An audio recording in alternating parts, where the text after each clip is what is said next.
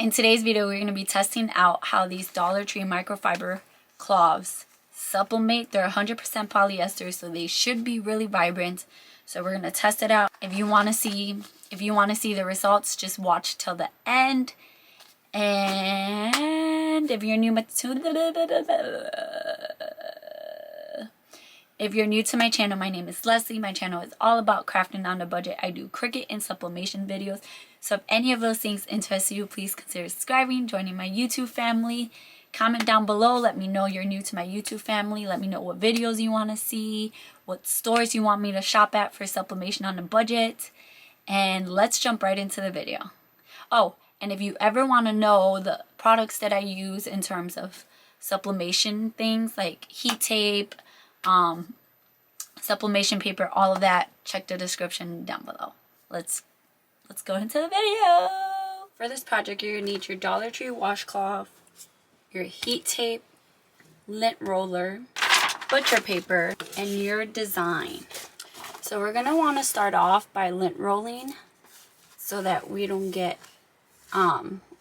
blue lint marks on our washcloth once we press it. Make sure you have butcher paper underneath because it's definitely going to go through. This is very thin. So because of my printer and stuff, I couldn't fit the size of the design that I wanted on here. This cloth is 11 by 11 inches and my printer only prints 8.5 by 14, the biggest. So we're going to tape this together. So I cropped my design and left room for some overlapping. So on this part, what you want to do is you want to cut and leave no white at all.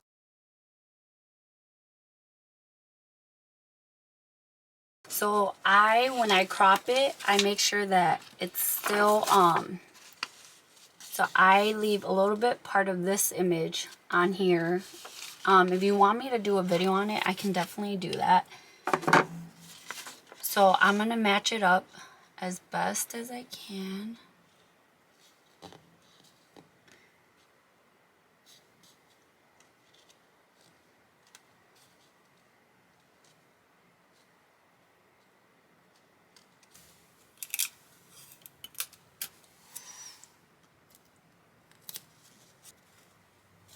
Right there.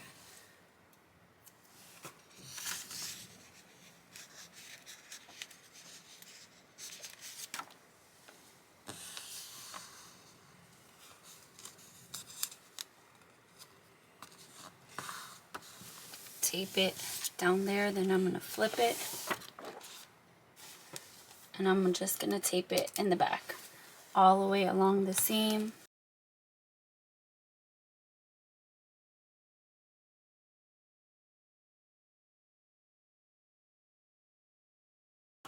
Okay, so then I'm going to take our washcloth and I'm going to lay it down now that I have it.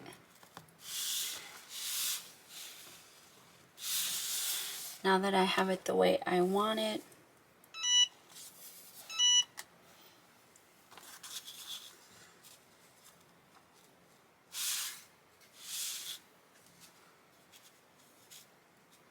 I did add bleeding. Always make sure to add bleeding so you can play around with it a bit.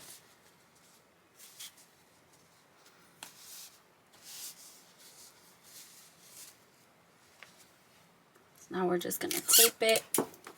Okay, so now we're going to flip it.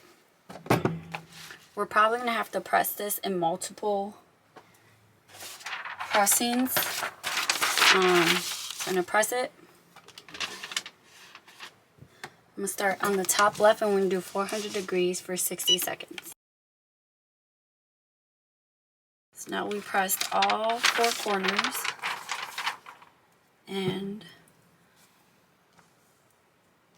it's time to see how well it's subbed. I'm just going to do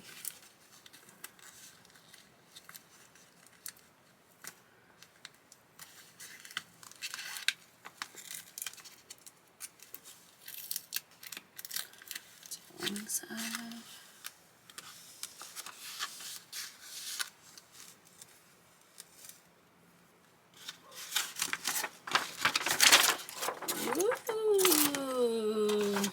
You can't even tell that there was two different pages. Like, you can't see the line of where